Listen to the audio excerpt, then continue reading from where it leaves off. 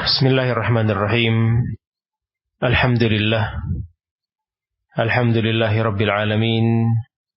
Wassalatan wassalaman ala mab'uthin rahmatan lil alamin. Nabiyina wa habibina Muhammad bin Abdullah wa ala alihi at-tahirin wa ashabihi al-akramin wa man tabi'ahum bi ihsanin ila yaumiddin. Amma ba'd.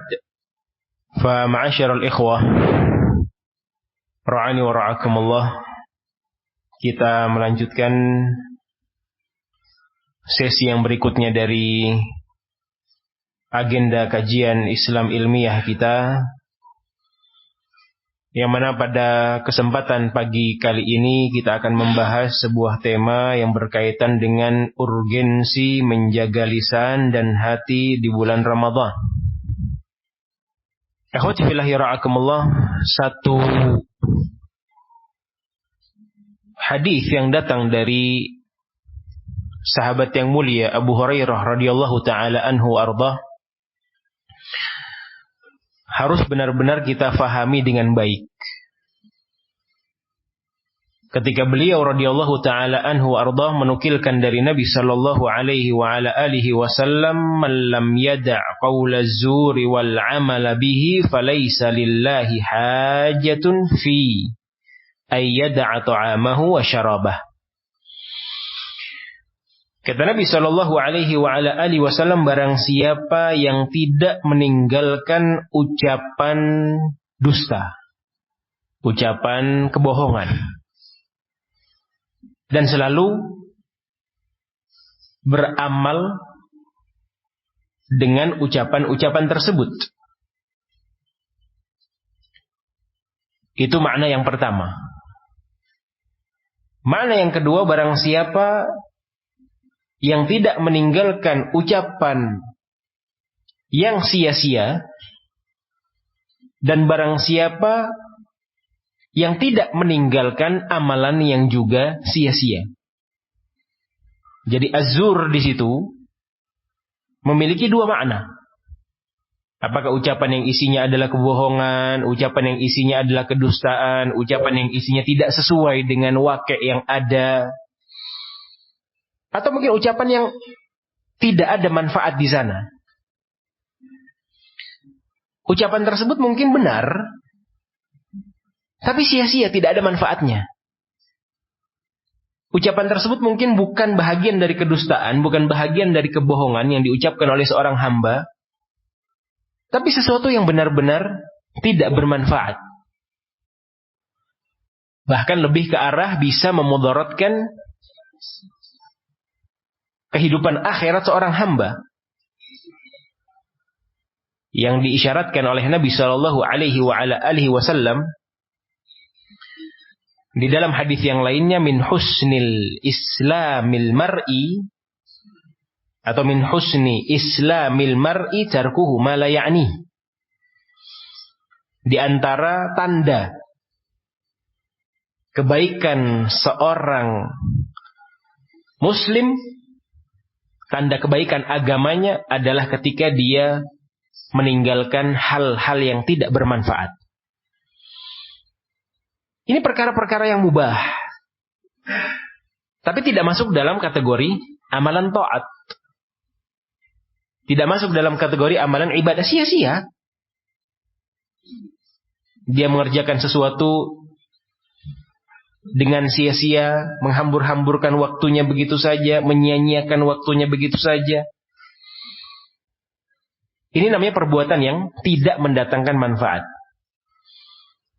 Maka Nabi SAW melanjutkan, apabila ada seorang hamba yang dia tidak meninggalkan ucapan yang sia-sia, perbuatan yang sia-sia, dalam kondisi dia meninggalkan makan dan minumnya, dalam kondisi dia sedang berpuasa,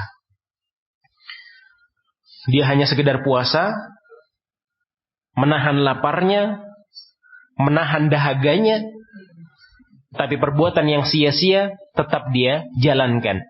Ucapan yang berisi kebohongan tetap dia ucapkan. Na'udzubillah min dzalik. Maka akibatnya yang akan diterima oleh hamba tersebut, kata Nabi alaihi salatu wassalam, falaisa lillahi hajah.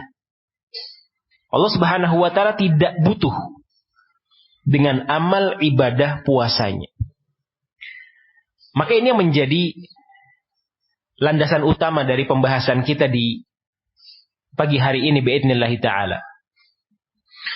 Yang mana ketika seorang hamba melakukan amal ibadah puasa, memang benar yang menjadi patokan utama dari puasa tersebut adalah dia menahan untuk mengkonsumsi makanan-makanan yang memang sebelumnya halal. Di sisi yang lain dia pun menahan untuk mengkonsumsi minuman-minuman yang sebelumnya halal, tapi karena ibadah puasa yang dia kerjakan menjadi haram untuk dia konsumsi, khususnya di siang hari bulan Ramadan. Maka makanan-makanan yang biasanya kita makan di waktu sarapan, di waktu makan siang, itu berubah statusnya menjadi haram untuk kita konsumsi saat bulan Ramadan tiba. Namun ternyata hakikat dari ibadah puasa yang telah diisyaratkan oleh Allah Subhanahu wa taala, kutiba alaikumusiyam kama kutiba alal ladzina min qablikum la'allakum tattaqun, agar kalian bertakwa kepada Allah Subhanahu wa taala. Kaitannya bukan hanya sekedar menahan lapar, kaitannya bukan hanya sekedar menahan haus atau dahaga. Lebih dari itu, ketakwaan yang dimaukan oleh Allah Subhanahu wa taala sesuatu yang lebih dari hal tersebut.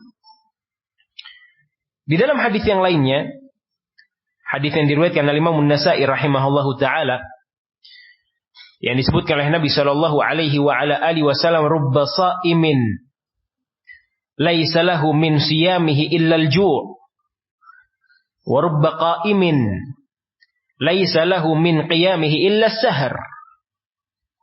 Terkadang orang yang berpuasa tidak ada yang dia dapatkan kecuali rasa laparnya saja, rasa hausnya saja, dahaganya saja. Hanya sebatas itu yang dia dapatkan. Selebihnya, pahala tidak dia dapatkan, menjadi orang yang bertakwa tidak dia dapatkan, menjadi insan yang kamalul iman, keimanannya sempurna tidak dia dapatkan. Hanya sekedar dapat lapar dan hausnya saja. Terkadang seperti itu kata Rasul sallallahu alaihi wa ala alihi wasallam. Di sisi yang lain demikian pula. Ada seorang hamba yang ternyata hanya sekedar mendapatkan keletihan. Capek dia saat bangun di sepertiga malam terakhir. Bergadang dia, tapi hanya sebatas bergadangnya itu saja yang dia dapatkan.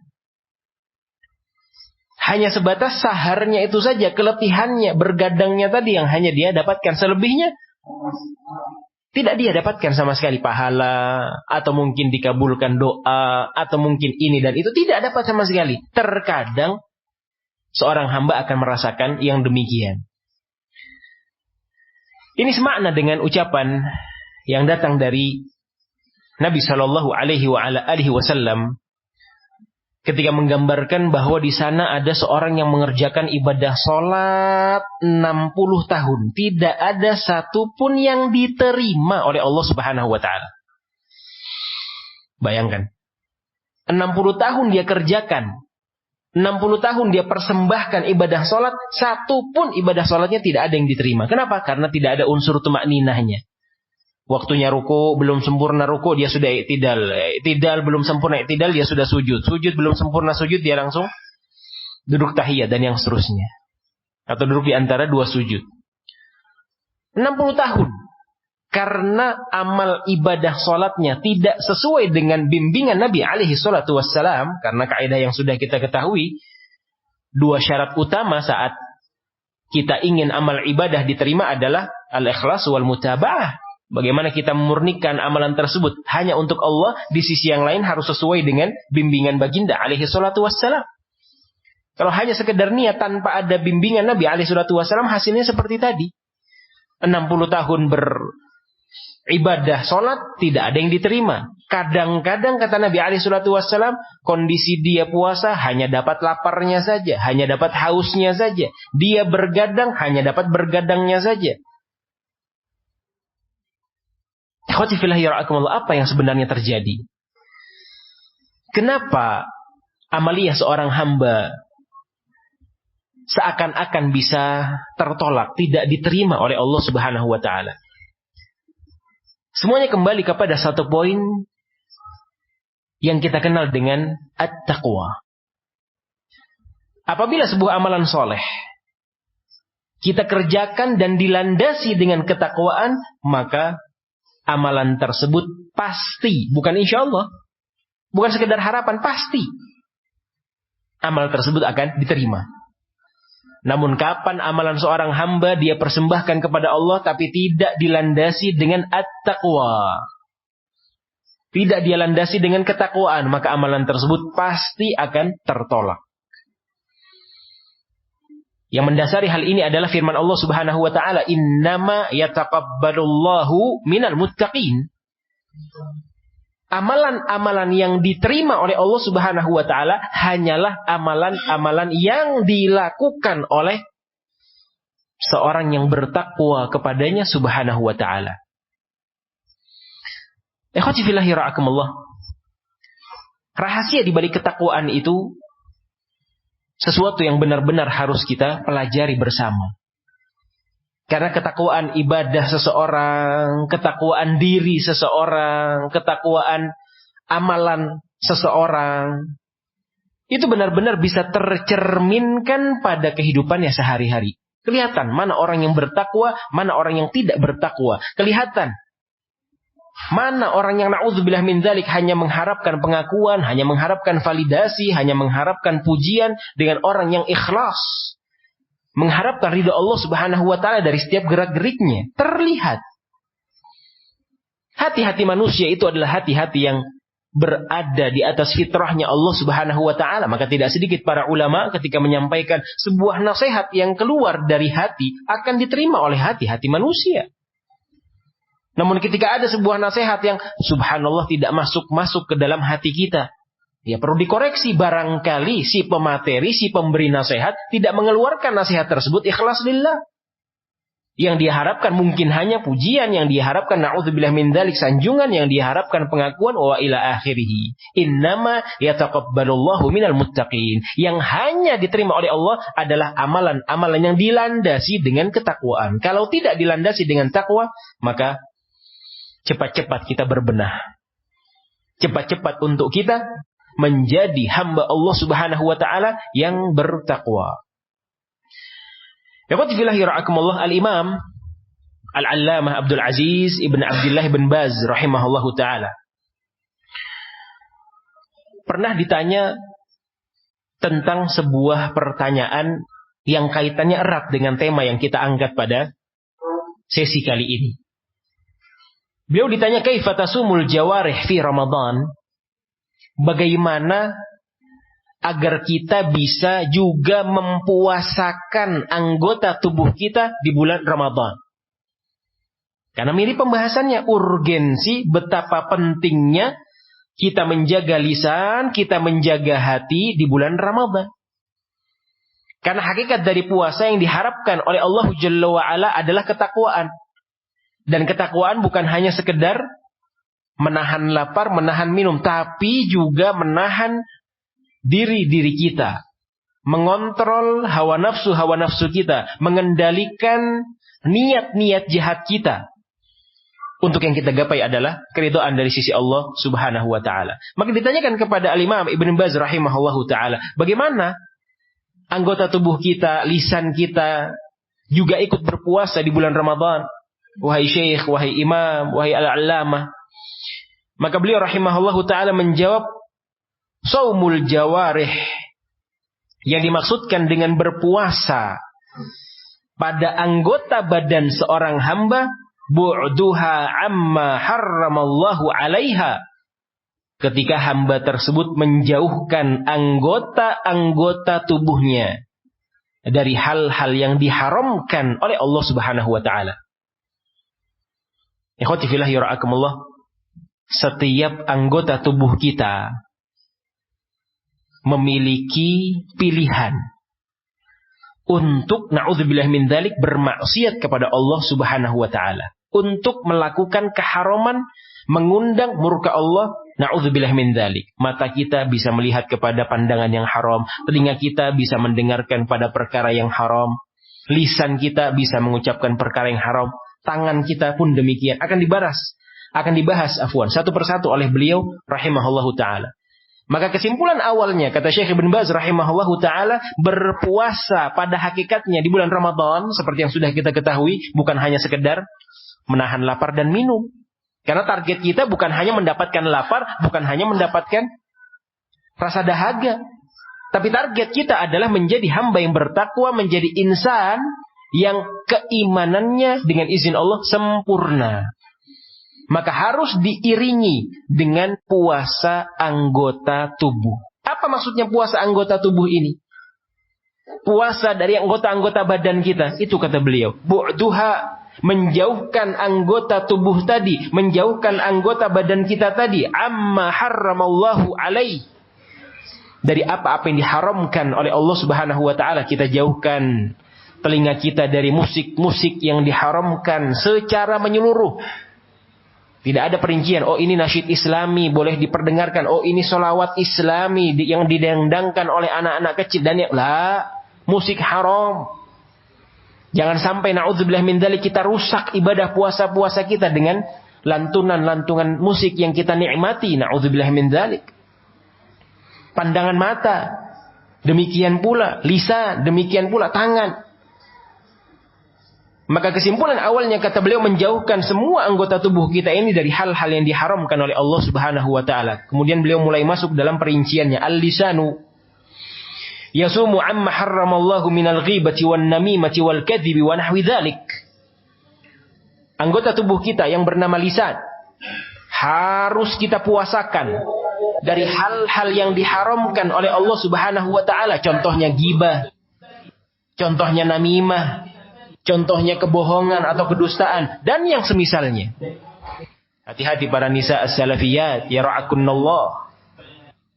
Takwa kalian kepada Allah Azza wa Jalla, jaga kesempurnaan puasa kalian dengan mempuasakan lisan. Ini lebih khusus kepada para nisa nasihatnya, karena memang mereka yang biasa untuk menggibah, mereka yang biasa untuk melakukan namimah.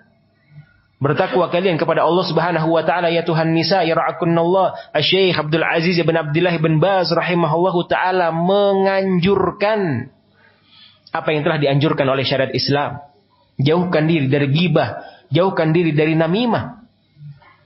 Puasakan lisan kita. Khususnya dimulai dari bulan Ramadan, atau kalau mau lebih afdal seperti yang sudah kita bahas tadi pada sesi subuh, sejak saat ini di akhir bulan Sya'ban yang tersisa 10 hari atau 9 hari, mulai puasakan lisan agar kita bisa istiqamah di bulan Ramadan. Agar awal malam belum kita berpuasa sudah mendapatkan ampunan, sudah mendapatkan jaminan hamba yang tidak pernah akan masuk ke dalam neraka jahanam.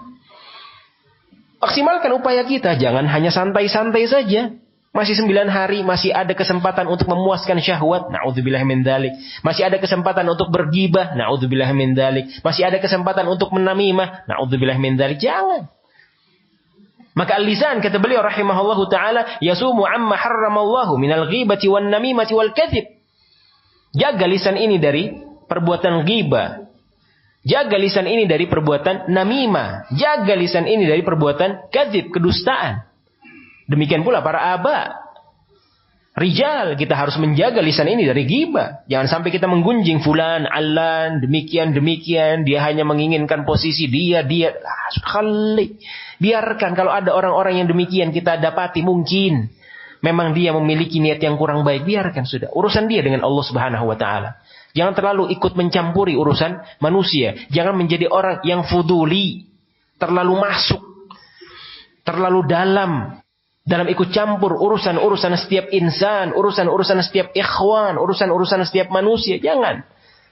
Fokuslah pada kesolehan diri kita sendiri. Dilanjutkan oleh beliau rahimahullah, wal yad, tangan, tasumu amma harramallahu 'alaiha minas sariqati wa minadh dhulmi wa minal 'udwani wa nahwi dzalik.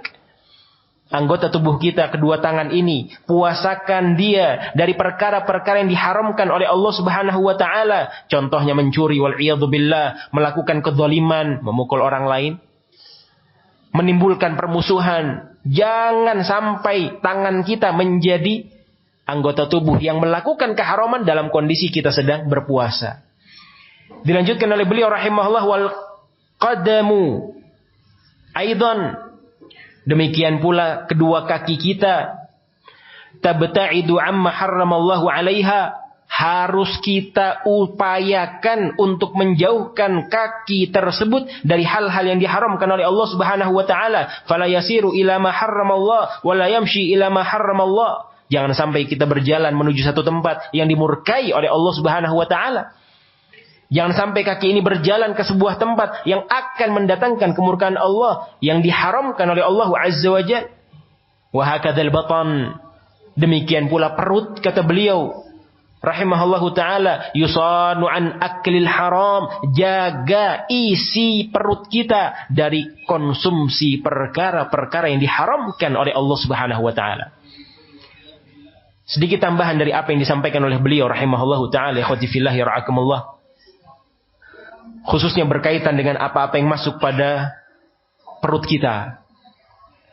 Beliau fokus, dan memang tempatnya untuk beliau memfokuskan pembahasan jauhkan dari hal-hal yang diharamkan oleh Allah Azza wa Jalla masuk ke dalam perut kita. Namun para ulama yang lainnya lebih rinci lagi membahas, jangankan perkara yang haram, yang kaitannya dengan asyubuhat, rancu kita, ragu kita, ini baik atau haram, afwan, ini baik atau buruk, ini halal atau haram, syubhat, abu-abu. Karena Nabi SAW seperti yang sudah kita ketahui, innal halala bayyin wa innal harama bayyin. Yang halal itu jelas, yang haram itu jelas.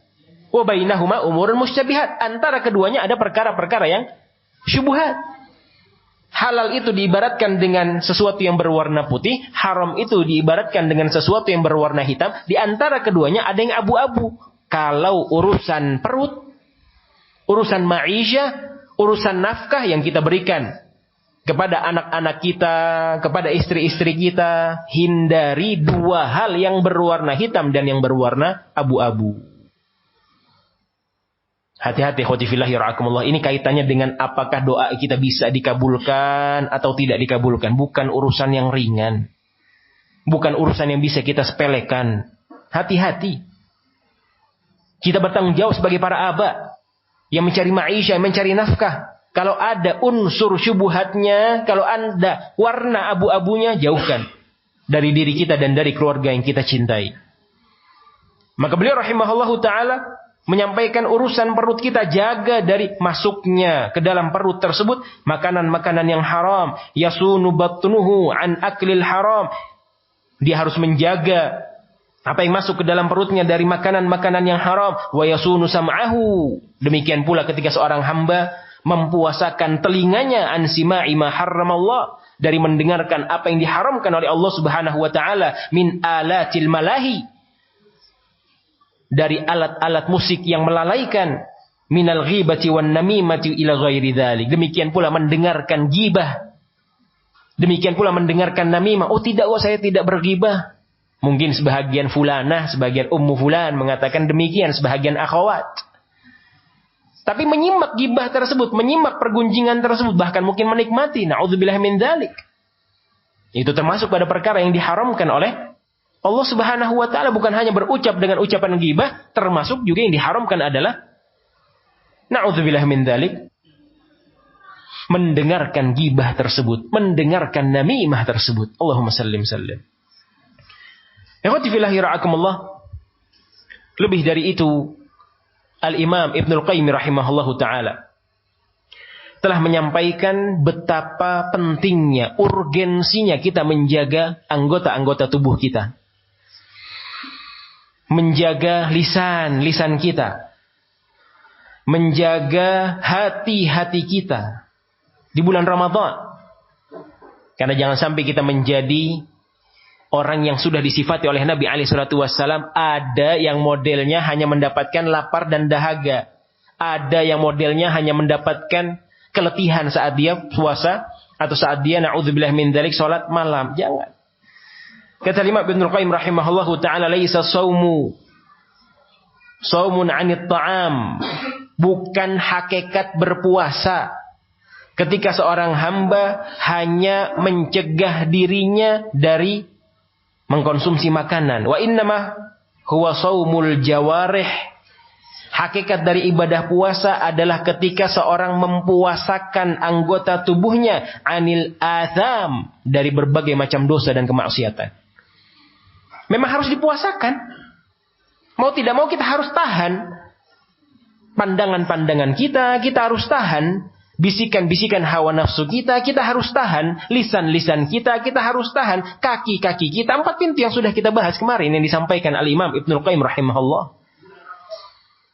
Dan sekali lagi, khotifillah yara'akumullah, ketika para ulama kita menyampaikan nasihat demi nasihat ini, tujuan mereka adalah agar hamba-hamba Allah, agar manusia demi manusia tersebut mendapatkan gelar la'allakum tattaqun. Mereka peduli dengan kita semua. Tinggal kita, apakah mau peduli dengan diri kita? Kadang-kadang kita tidak peduli dengan diri kita. Ini yang menjadi miris. Ini yang membuat mungkin kita harus menangis, kita harus lebih bermunajat kepada Allah Subhanahu wa taala. Kita tidak pedulikan mau kita selamat, mau tidak selamat, mau kita istiqamah, mau tidak istiqamah, mau kita bermaksiat, tidak bermaksiat. Seakan-akan semuanya sama. Khotifillahi ra'akumullah, kaum muslimin yang dimuliakan dan dirahmati oleh Allah Subhanahu wa taala. Hakikat orang yang berpuasa, kata beliau rahimahullah, saumul jawarih anil atham. Ketika seorang hamba mempuasakan anggota tubuhnya bukan hanya sekedar hati dan lisan tadi. Yang digambarkan oleh beliau, ada tangan di sana, ada kaki di sana, ada telinga di sana, ada pandangan di sana. Puasakan itu semua dari hal-hal yang menyangkut kemurkaan Allah Subhanahu wa taala, hal-hal yang berkaitan dengan keharaman demi keharaman. Wasamtul lisan an fudulil kalam. Dan tahan lisan ini, jaga lisan ini, diamkan lisan ini. Ketika dia ingin banyak berbicara, ketika dia ingin banyak ikut campur urusan orang lain, kata beliau, wa ghaddul ain 'anil haram. Tundukkan pandangan ini ketika akan ingin melihat kepada sesuatu yang haram. Wa kaful adza. Demikian pula hakikat dari berpuasa. Hakikat dari berpuasa adalah menahan gangguan. Kita mengganggu orang lain, jahat kepada orang lain, zalim kepada orang lain, na'udzubillah min dzalik, sesuatu yang juga harus benar-benar kita tinggalkan.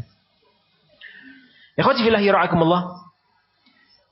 Yang disebutkan pula oleh Syekh Abdul Aziz bin Abdullah bin Baz rahimahullah di kesempatan yang lainnya, kata beliau, al-mu'minu idza shamat jawarihuhu an ma'asillah.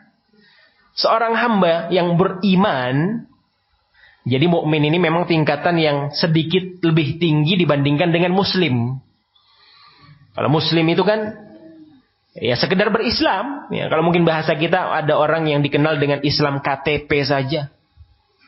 Dalam urusan birokrasi pemerintahan, regulasi pemerintahan, statusnya apa? Oh, dia Islam, oh dia muslim. Tapi dalam syariat Allah Subhanahu wa taala, di sana ada 3 tingkatan seperti yang sudah kita ketahui. Ada muslim yang paling rendah, ada mukmin yang berada di tengah, dan ada muhsin yang paling utama. Maka di sini Al-Imam Ibn Abdul Aziz Ibn Abdullah Ibn Baz rahimahullahu taala menyampaikan al-mu'min. Hakikat orang-orang yang beriman.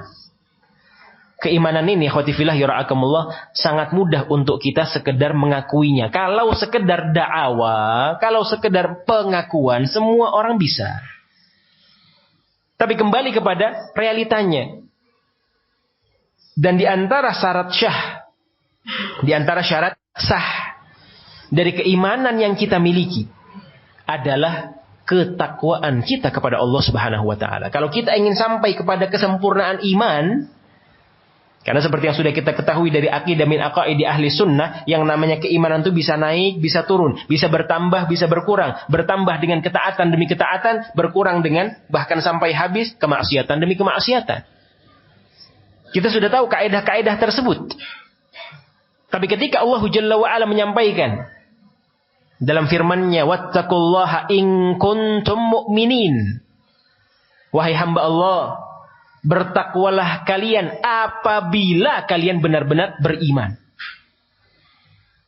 Maka keimanan yang ada pada diri kita harus dibuktikan dengan unsur ketakwaan. Harus dibuktikan dengan amalan soleh. Jangan mengaku beriman ketika kita melalaikan sholat-sholat witir. Yang Nabi SAW tidak pernah meninggalkan sholat witir tersebut. Jangan anggap diri kita beriman, apalagi dengan kesempurnaan iman, kamalul iman. Kalau kita jauh dari Al-Quran, terakhir kita baca Al-Quran pekan yang lalu. Terakhir kita baca Al-Quran bulan yang lalu. Na'udzubillah min dzalik, lebih parah lagi. Terakhir kita membuka lembaran-lembaran mushaf Ramadan tahun lalu. Allahumma sallim. Wa ma'adzalik, bersama dengan itu ada hamba yang modelnya jumawa. Ada di antara kita yang modelnya sesumbar. Iya, saya beriman. Tidak semudah itu keimanan diakui. Ada pembuktiannya. Maka di antara tanda keimanan pula, kata Ibn Baz alaihi rahmatullah, idza shama, seorang mukmin yang hakiki, apabila dia berpuasa, shamat jawarihuhu an ma'asillah. Anggota tubuhnya diajak untuk berpuasa dari bermaksiat kepada Allah Subhanahu wa taala. Kita jangan merasa lemah, ikhwati fillah yarhakumullah. Mungkin mentang-mentang ketika kita telah mendengarkan hadis Nabi alaihi salatu wassalam, kita selalu berdosa. Tidaklah seorang mukmin kecuali pasti dia melakukan dosa. Kalian siang dan malam dipenuhi dengan dosa. Akhirnya kita menghalalkan diri kita tanpa ada upaya untuk berbenah, tanpa ada upaya untuk memerangi hawa nafsu. Ini keliru, sesuatu yang tidak dibenarkan. Pasrah dengan keadaan. Harus berupaya. Maka kalau kita boleh memiliki sebuah target, jadikan target bulan Ramadan. Kalau mau lebih baik lagi sejak sekarang, sejak akhir Sya'ban. Kita menjadi seorang yang mengontrol, mengendalikan hawa nafsu kita. Dengan apa? Manfaatkan waktu untuk perbanyak amal ketaatan. Sibukkan diri dengan amalan-amalan soleh. Sudah, jangan buka pintu syaitan. Jangan buka pintu kemaksiatan. Satu pintu akan menagih pintu yang berikutnya. Satu pintu akan membuka pintu yang lainnya. Allahumma sallim. Maka kata Imam Ibn Baz alaihi rahmatullah, seorang mukmin yang hakiki, dia akan menjaga, dia akan mempuasakan seluruh anggota tubuhnya dari kemaksiatan demi kemaksiatan pada Allah Subhanahu wa taala. Demikian pula Al-Imam Ibnu Qudamah rahimahullahu taala Al-Maqdisi menyebutkan bahwa di sana ada 3 tingkatan orang-orang yang berpuasa. 3 tingkatan puasa. Kata beliau rahimahullahu ta'ala, yang pertama adalah shaumul umum. Puasa secara umum. Setelah beliau menyampaikan bahwa li shaum thalatha maratib. Puasa itu ada 3 tingkatan. Yang pertama secara umum saja. Yang kedua kata Imam rahimahullahu taala Ibnu Qudamah Al-Maqdisi, shaumul khusus. Puasa yang lebih khusus. Tingkatan yang ketiga kata beliau rahimahullah, shaumu khususil khusus.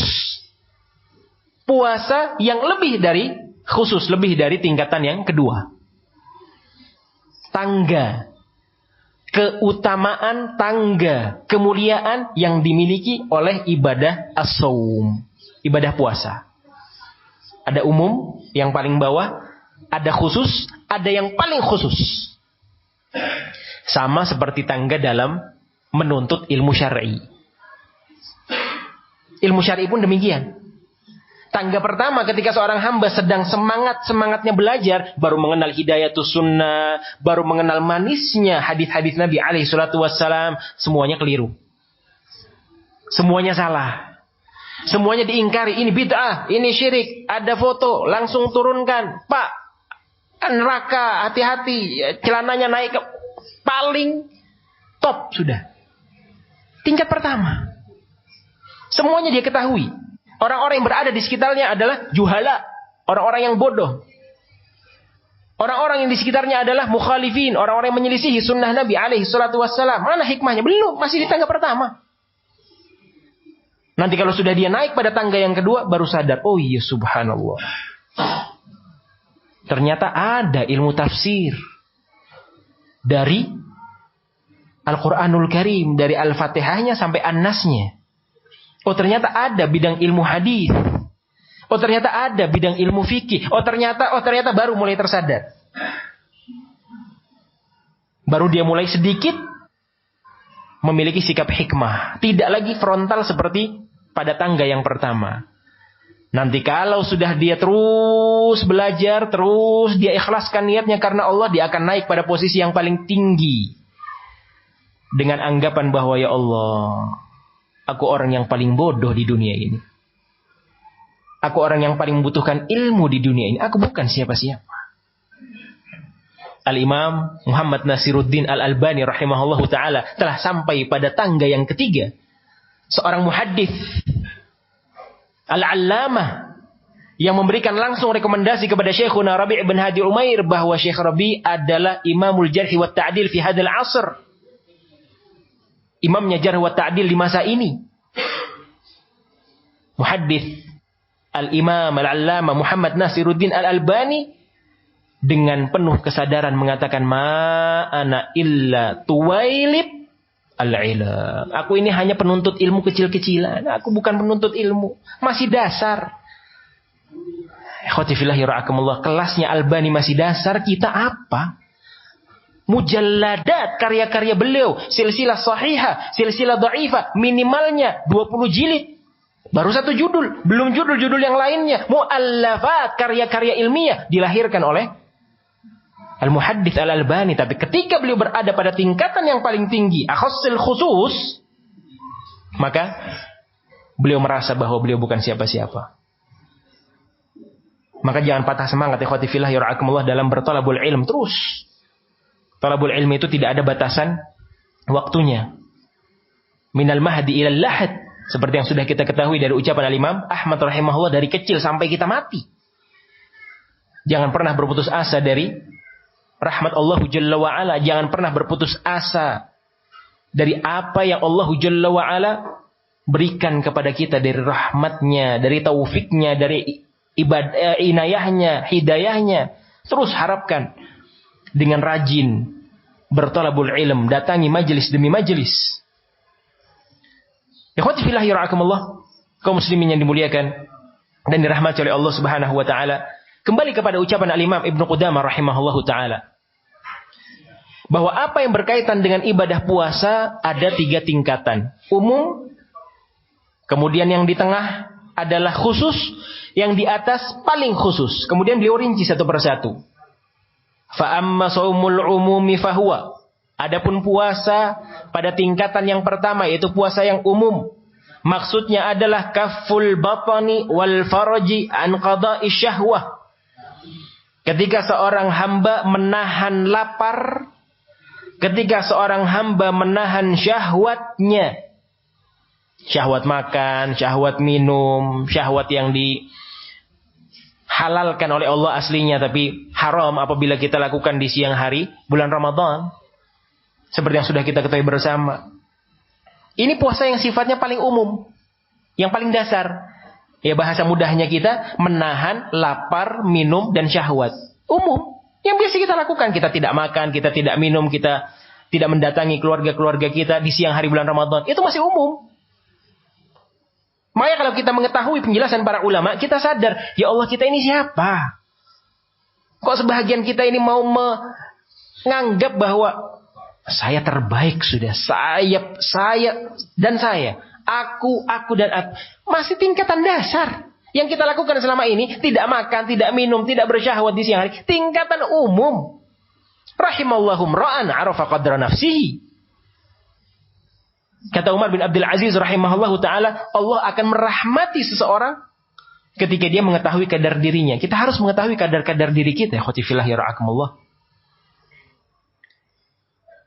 Ucapan ini, kalau boleh sedikit melebar, diucapkan oleh Umar bin Abdul Aziz rahimahullahu ta'ala ketika beliau melihat sang putra memakai sebuah cincin yang halal dipakai oleh laki-laki, bukan terbuat dari emas, tapi memang nampak perhiasan yang menyala. Kalau bahasa di zaman kita sekarang, nampak perhiasan yang mahal. Boleh laki-laki pakai cincin, boleh selama bukan bahagian dari emas. Maka itu dilihat, atau lebih tepatnya sampai ke telinga Umar bin Abdul Aziz rahimahullahu ta'ala, bahwa sang putra memakai perhiasan yang demikian. Maka Umar bin Abdul Aziz rahimahullahu ta'ala mengirimkan sebuah risalah, karena memang posisinya kebetulan antara sang anak dengan sang ayahanda ini terpaut jarak yang cukup jauh. Beliau menulis surat Umar bin Abdul Aziz. Itu tadi tulisannya, rahimallahu mra'an arafa qadra nafsihi. Ada penukilan yang lain, rahimallahu abdan arafa qadra nafsihi. Allah merahmati seorang hamba, Allah merahmati seorang insan yang mengetahui kadar dirinya. Sudah itu saja dibaca oleh sang putra. Apa yang dilakukan? Dilepas. Tahu kadar dirinya. Tidak pantas aku sebagai anak khalifah memakai perhiasan yang mentereng, yang menyala semacam ini. Dibuang oleh putra Umar bin Abdul Aziz rahimahullahu ta'ala.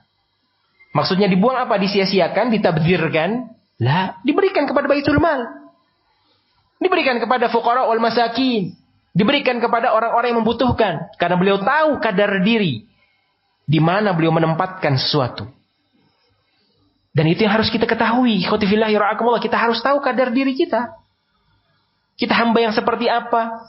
Kita pendosa yang seperti apa. Kita manusia yang seperti apa. Kelemahannya, maha lemahnya, maha bodohnya, maha dolimnya. Harus sadar. Yang ternyata selama ini bertahun-tahun kita berpuasa Ramadan, mungkin masih pada tingkatan yang pertama tadi. Kalau Nabi SAW, sejarah mencatat beliau 9 kali mendapati bulan Ramadan. Di masa hidupnya beliau SAW. Dan posisi tingkatan berpuasanya Nabi SAW di paling atas. Yang akan kita bahas biidznillah ta'ala. Tingkatan yang kedua. Kata Imam Ibnu Qudamah rahimahullahu ta'ala, saumul khusus. Tingkatan berpuasa yang khusus. Nah, mungkin kita merasa, saya ini khusus ini. Saya bukan hanya sekedar menahan lapar dan minum atau syahwat kok. Saya di atasnya. Baik. Fahuwa kafun nadhari. Maksudnya adalah ketika seorang hamba menahan pandangannya. Wal lisani, menahan lisannya. Wal yadi, menahan tangannya dari berbuat kezaliman. Seperti yang sudah dirincikan oleh Al-Imam Ibn Baz rahimahullah yang sudah kita bawakan di awal majlis tadi. Warrijl. Demikian pula ketika seorang hamba menahan kedua kakinya dari berjalan kepada perkara yang haram. Wasam'i, dia menahan pendengarannya. Wal basar, lagi diulangi pandangannya. Wasairil jawarih anil atham. Dan semua anggota tubuh. Sekali lagi, sairil jawarih, semua anggota tubuh kita, semua anggota badan kita dari al-atham, dari dosa demi dosa. Anggota tubuh yang nampak, tadi yang sudah disebutkan oleh beliau, ada tangan, ada kaki, ada pendengaran, ada mata. Ataupun anggota tubuh kita yang tidak nampak, hati kita, qalb kita. Jauhkan dari sifat hasad, iri dengki, su'udzon, dan yang seterusnya dari penyakit-penyakit hati. Itu hakikat berpuasa pada tingkatan yang khusus. Ya tinggal kita nilai. Bagaimana kita Ramadan tahun lalu? Apakah alhamdulillah pandangan mata ini tidak memandang kepada perkara yang haram? Apakah alhamdulillah lisan ini berhasil menahan dari gibah, namimah atau hal-hal yang diharamkan lainnya? Apakah pendengaran ini alhamdulillah menahan atau bisa kita tahan untuk menikmati lantunan-lantunan nasyid yang mungkin disebarkan di masjid-masjid di setiap waktu ngabuburit, kata sebahagian mereka. Waktu berbuka. Luar biasa itu nasyid-nasyid Islami. Gimana hati kita? Ngingkari? Alhamdulillah. Menikmati? Allahul Musta'an. Harus menjadi bahan evaluasi. Kalau alhamdulillah ternyata kita berada pada tingkatan yang kedua, bersyukur kepada Allah Subhanahu wa taala. Jangan silau, tidak ada bahasa kita boleh berbangga dengan amaliyah kita yang banyak. Dalam tanda kutip, tidak ada bahasa diizinkan oleh Allah Subhanahu wa taala kita boleh silau dengan banyaknya amalan kita. Jangan, karena ternyata kita masih di tingkatan kedua. Ada yang lebih tinggi daripada kita. Tapi kalau ternyata kita pun belum mampu pada tingkatan yang kedua, usaha. Nampaknya tidak mungkin. Bisa. Apa yang tidak mungkin? Nabi Shallallahu Alaihi Wasallam memberikan pesan agar kita tidak mudah berputus asa. Ista'in billah wala ta'jizan. Minta tolong kepada Allah Subhanahu wa taala, karena kita sadar kan, kita hamba yang lemah, kita hamba yang tidak bisa apa-apa. Ya makanya dijelaskan oleh sebagian para ulama ahli fikih, kenapa ketika azan berkumandang hayya 'alas shalah, hayya 'alal falah, kita diminta untuk menjawabnya dengan hayya 'alatai. Afwan, kita diminta untuk menjawabnya dengan al-hauqalah, yaitu la haula wala quwata illa billah. Hayya 'alatai, marilah kita salat, marilah kita menuju kemenangan. Jawab dengan la haula wala quwata illa billah. Isyarat dari syariat Allah Subhanahu wa taala agar kita sadar tidak mungkin kita bisa menuju keberuntungan. Tidak mungkin kita bisa mendatangi masjid untuk sholat berjamaah kecuali dengan bantuan, pertolongan dari sisi Allah Subhanahu wa taala. Bukan kita yang hebat. Bukan kita yang soleh, bukan kita yang alim lah. Semuanya bantuan, pertolongan dari sisi Allah Subhanahu wa taala. Ternyata di sana tingkatan yang ketiga yang mungkin menjadikan kita sedikit merendah. Oh iya, ternyata tingkatan kedua tidak seistimewa itu. Ada yang lebih hebat dari tingkatan yang kedua. Itulah saumu khususil khusus. Puasa yang lebih khusus lagi, atau yang paling khusus. Yang ini dilakukan tadi kita isyaratkan oleh Rasul sallallahu alaihi wa ala alihi wasallam. Apa kata Imam Ibnu Qudamah rahimahullahu taala? Fahuwa saumul qalbi anil himamid dani'ah wal afkarul mub'adah anillahi ta'ala. Saumul qalb. Puasa yang paling khusus adalah ketika kita mempuasakan hati. Bukan dari azam, bukan dari dosa. Itu masuk pada tingkatan yang kedua. Kalau tingkatan yang ketiga ini mempuasakan hati dari himam ad-dani'ah. Keinginan-keinginan rendahan. Apa keinginan rendahan yang dimiliki oleh manusia? Mengumpulkan harta sebanyak-banyaknya. Mengumpulkan dunia dan seisinya. Itu sudah sifat dasar manusia. Khotifillah yara'akumullah. Kita tidak bisa memungkiri. Tidak bisa mengkhianati diri kita sendiri. Bahwa itu yang dimaukan oleh setiap insan. Memiliki harta yang berlimpah. Bahkan mungkin sampai tumpah-tumpah. Khotifillah yara'akumullah. Disebutkan oleh Nabi alaihi salatu wassalam, yang namanya insan, yang namanya manusia memiliki sifat tamak, rakus pada urusan dunia. Dia sudah diberikan satu lembah isinya emas, merasa cukup? Tidak, dia akan cari lembah yang kedua.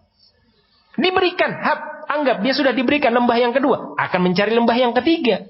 Sudah diberikan lembah yang ketiga, terus mencari lembah yang keempat, kelima, keenam, terus sampai nanti mulutnya, kata Nabi alaihi salatu wassalam dalam makna hadis ini, diisi oleh tanah. Masuk ke dalam liang lahat, baru berhenti dari tamak kepada dunia. Maka ketika seorang hamba bisa memusatkan hatinya dari keinginan-keinginan duniawiyah, hal-hal yang rendahan ini, yang Nabi alaihi salatu wassalam menyebutkan dengan hadisnya yang tegas, mali walid dunia. Apa urusanku dengan dunia ini?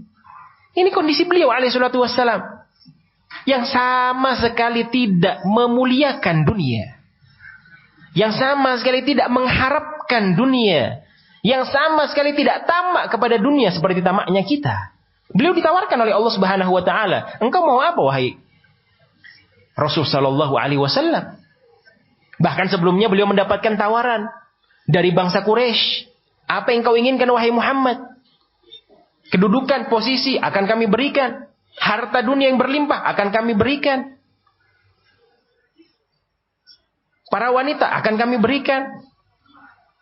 Tapi syaratnya satu, kata bangsa Quraisy, tinggalkan dakwah Islammu. Tinggalkan dakwah tauhid. Baginda alaihi salatu wassalam bukan tipe orang yang seperti kita. Kalau kita mungkin tiga pilihan itu akan kita ambil langsung. Iya, saya akan tinggalkan dakwah ini. A'udzubillahi min dzalik. Allahumma sallim sallim. Kelasnya Nabi alaihi salatu wassalam memberikan qudwatun hasanah kepada kita. Mali walid dunya. Innama mathali wa mathalud dunya karakibin tahta syajarati thumma tarakaha warah. Permisalanku dengan dunia ini seperti seorang yang sedang melakukan sebuah safar, sebuah perjalanan, ternyata dia menemukan, oh ada pohon yang rindang. Istirahat sebentar. Kemudian berangkat lagi menuju tujuannya. Berangkat lagi menuju apa yang dia ingin sampai padanya. Itu dunia, pohon yang rindang tadi, mampir sebentar. Ini Nabi SAW Beliau puasakan hati beliau dari keinginan-keinginan yang rendahan semacam ini, kehinaan demi kehinaan ini.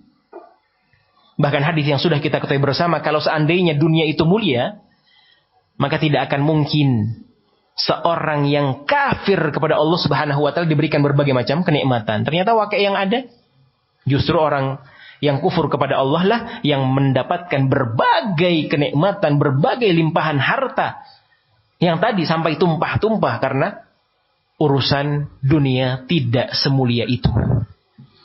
Ikhwati fillah yarhakumullah, kaum muslimin yang dimuliakan dan dirahmati oleh Allah Subhanahu wa taala. Demikian pula tingkatan yang ketiga ini, kata Imam Ibnu Qudamah rahimahullahu taala, saumul afkaril mub'adati 'anillah. Ketika seorang hamba mempuasakan pikirannya, mempuasakan angan-angannya dari hal yang bisa menjauhkan dia dari Allah Subhanahu wa taala. Karena seorang hamba akan berangan-angan, seorang hamba na'udzubillah min dzalik akan ingin hidup bebas, tidak diatur oleh Allah Subhanahu wa taala, tidak diatur oleh syariat, karena itu bisikan hawa nafsu. Syaitan yang akan terus menghasung kita, syaitan yang akan terus membisikkan kepada kita, mengirimkan tipu dayanya, tidak mampu dari depan dari belakang, tidak mampu dari belakang seperti yang sudah kita tahu, dari kanan kiri atas bawah. Syaitan haris, semangatnya luar biasa untuk menjerumuskan kita. Ketika targetnya manusia ini, kita ini bersama-sama dengan mereka nanti dalam azab Allah Subhanahu wa taala. Na'udzubillah min dzalik. Allahumma sallim sallim. Maka ketika kita mempuasakan pikiran kita, mempuasakan angan-angan kita dari hal yang bisa menjauhkan diri kita dari Allah Subhanahu wa taala, maka disitulah kita berada pada tingkatan yang paling tinggi, akhassul khusus. Kemudian kata beliau, wa kaffuhu amma siwallahi bil kulliyah.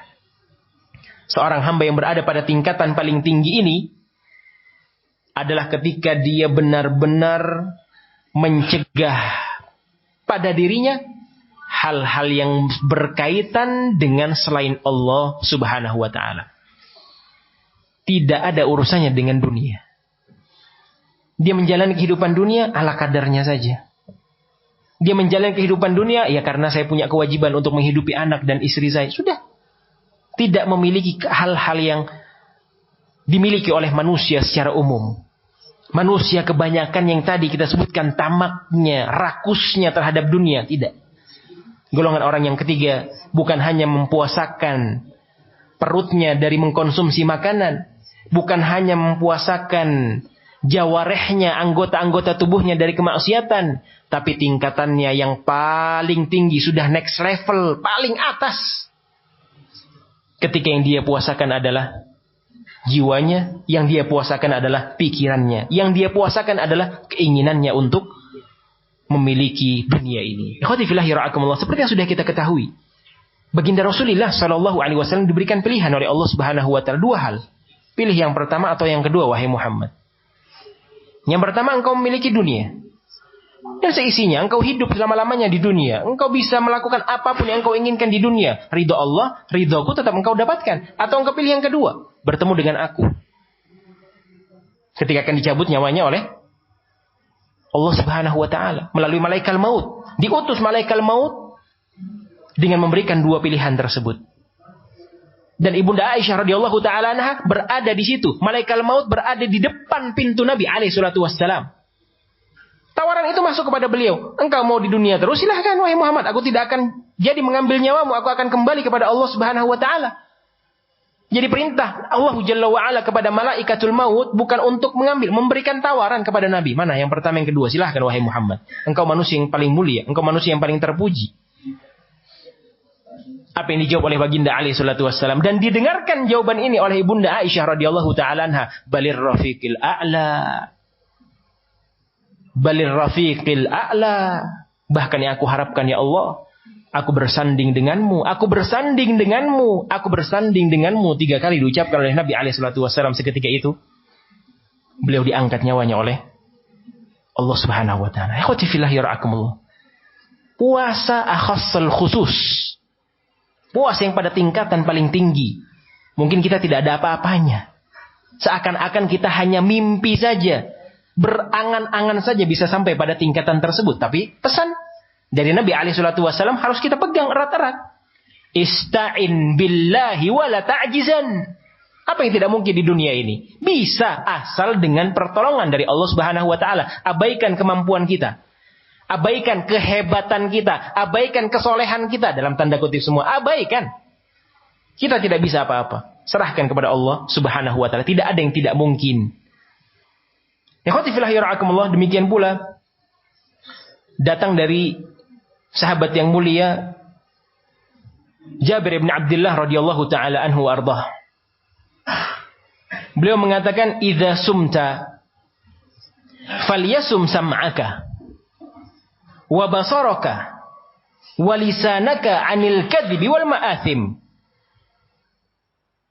Kata Jabir bin Abdullah radhiyallahu taala anhu arda, kalau engkau berpuasa, maka puasakanlah pendengaranmu, puasakanlah pandanganmu, puasakanlah lisanmu dari berbagai macam dosa dan kemaksiatan.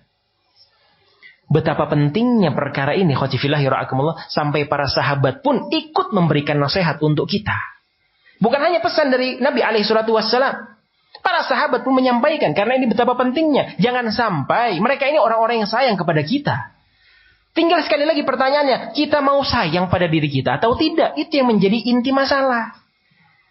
Kadang-kadang banyak orang yang sayang kepada kita, tapi kita tidak tahu diri, kita tidak mau disayang, kita tidak mau dirahmati. Kita tidak mau diberikan ampunan oleh Allah Subhanahu wa taala. Seakan-akan ibarat sebuah peribahasa, air susu yang dibalas dengan air tuba. Kita kadang-kadang tidak mau disayangi oleh Allah. Kita yang kadang-kadang tidak mau dirahmati oleh Allah Subhanahu wa taala. Betapa pentingnya untuk kita menjaga lisan-lisan kita, hati-hati kita, pandangan-pandangan kita dalam beribadah puasa. Sampai Jabir bin Abdullah pun menyampaikan, kalau engkau berpuasa, nasihat untuk kita semua. Kalau kita mau berpuasa, maka puasakanlah pendengaran-pendengaran kita. Puasakanlah pandangan-pandangan kita. Puasakanlah lisan-lisan kita dari berbagai macam dosa dan kemaksiatan. Khususnya pandangan, ikhwati fillah yara'akumullah. Dan kepada para aba, rijal, al-mu'minin secara khusus. Ya walaupun juga diberikan kepada para nisa, jaga pandangan-pandangan kalian, ayat Tuhan nisa. Tapi lebih khusus, akhasal khusus kepada para rijal. Para ulama kita memiliki sekian banyak trik, sekian banyak tips, sekian banyak nasihat agar seorang hamba benar-benar bisa terselamatkan dari memandang perkara-perkara yang haram. Salah satunya dengan menutup mata saat seorang hamba ingin saat seorang hamba ingin terjerumus ke dalam dosa keharaman tersebut. Sudah, tutup mata. Berat memang, karena akan bergejolak dengan hawa nafsu kita yang menjerumuskan kita ke arah yang berbeda, tapi dengan menutup pandangan kita, menutup mata kita. Ini salah satu nasihat yang disampaikan oleh para ulama kita. Tutup mata. Sekedar lewat, tutup mata sebentar. Tidak sampai 30 detik. Tidak sampai 1 menit. Tutup mata sebentar. Sekedar lewat. Allah Subhanahu wa ta'ala akan menjadikan usaha demi usaha kita pahala yang berlipat ganda di sisinya Subhanahu wa ta'ala. Tadi, saat kita berusaha semaksimal mungkin, disandingkan dengan permintaan tolong kita kepada Allah Subhanahu wa ta'ala, ketika kita bisa menjaga pandangan-pandangan kita dari perkara yang haram, Allah Subhanahu wa ta'ala akan mudah menunjukkan wajahnya yang maha mulia untuk kita nanti di yaumul qiyamah. Semoga kita masuk ke dalam deretan ahlul jannah. Amin ya rabbal alamin. Diakhiri oleh sahabat yang mulia Jabir bin Abdullah radhiyallahu ta'ala anhu ardah dalam nasihatnya, wada' adzal khadim wal yakun 'alaika wiqarun wa sakinatun yauma syiyamika. Tinggalkanlah dari mengganggu manusia. Kita tahu mengganggu manusia dengan berbagai macam cara. Kita mengganggu manusia bisa dengan lisan kita, na'udzubillah, mengganggu manusia dengan tangan kita, mengganggu manusia dengan kaki kita, mungkin mengganggu manusia dengan pandangan kita, isyarat-isyarat. Itu kita tinggalkan. Tinggalkan gangguan kita kepada manusia. Kemudian kata beliau, jadikanlah Apa yang engkau miliki di hari engkau berpuasa. Sikap yang waqar, sikap yang sakinah, ketenangan, tenang. Jangan apa-apa ingin langsung didapatkan pada saat tenang. Kita berpuasa, misalkan ada orang yang memancing emosi, sudah tenang. Kita berpuasa atau di sisi yang lainnya, kita berpuasa disajikan sekian banyak bukan puasa yang nikmat, yang lezat, yang luar biasa. Tenang, jangan semuanya mau bahkan satu meja makan mungkin mau kita. Ya, namanya keinginan. Kalau bahasa orang sekarang, lapar matanya saja yang lapar. Ketika sudah dapat 5, 6 misalkan, gorengan masuk sudah. Belum lagi sama kurmanya, belum ya, yang lapar matanya bukan lambungnya. Lambungnya tidak sanggup untuk menampung apa yang diinginkan oleh pandangan matanya. Tenang, kata beliau. Kalau engkau dalam posisi berpuasa, kita ini misalkan berpuasa, tenang. Jangan gerusak-gerusuk, jangan tergesa-gesa, tenang. Jangan terpancing emosi. Jangan galau, jangan gundah gulana, tenang. Ini nasihat Jabir bin Abdullah radhiyallahu taala anhu arda. Wala taj'al, ditutup oleh beliau rahimahullahu taala, dan janganlah engkau menjadikan yauma fitrika wa yauma siyamika sawaun. Jangan engkau jadikan hari di mana engkau tidak berpuasa dengan hari di mana engkau berpuasa itu hari yang sama. Jangan disamakan, artinya bedakan. Kalau engkau berpuasa lebih ditambah, kalau kita berpuasa lebih ditingkatkan ketakwaan kita kepada Allah, penghambaan kita kepada Allah, dan yang seterusnya. Kemudian ikhwati fillah yara'akumullah, kaum muslimin yang dimuliakan dan dirahmati oleh Allah Subhanahu wa taala, apa yang disampaikan oleh para ulama, apa yang disampaikan oleh para a'immah berkaitan dengan hal ini sebenarnya masih sangatlah banyak yang menunjukkan kepada kita betapa pentingnya untuk kita menjaga anggota tubuh kita saat kita berpuasa. Sekali lagi, nasihat Jabir bin Abdullah rahimahullah atau radhiyallahu taala anhu wa rahimah, jangan kita samakan antara hari kita tidak berpuasa dengan hari kita berpuasa. Bedakan. Bedakan dan bedakan. Itulah kunci untuk kita meraih ketakwaan kepada Allah Subhanahu wa taala. Karena keterbatasan waktu, ikhwati fillah yara'akumullah, demikian pula keterbatasan al-faqir, pemateri, insyaallah taala sesi ini kita cukupkan dan akan kita lanjutkan biidznillah taala pada sesi yang berikutnya, sesi yang terakhir yang berkaitan dengan pembahasan istiqamah setelah atau tetap istiqamah setelah berlalunya Ramadan. Ya, semoga Allah Subhanahu wa taala memberikan kemudahan. Kurang lebihnya saya mohon dimaafkan, dan ini sedikit ada saran dari panitia atau hasungan, mohon peserta agak merapat ke depan mungkin setelah sesi istirahat karena di belakang agak bersesakan. Jazakumullah khair. Kurang lebihnya sekali lagi saya mohon dimaafkan. Wa bihadzal qadar kifayah wa sallallahu wasallam wa barak ala nabiyina Muhammad wa ala alihi wa sahbihi ajma'in wa akhiru da'wana anil hamdulillahi rabbil alamin. Wassalamualaikum warahmatullahi wabarakatuh.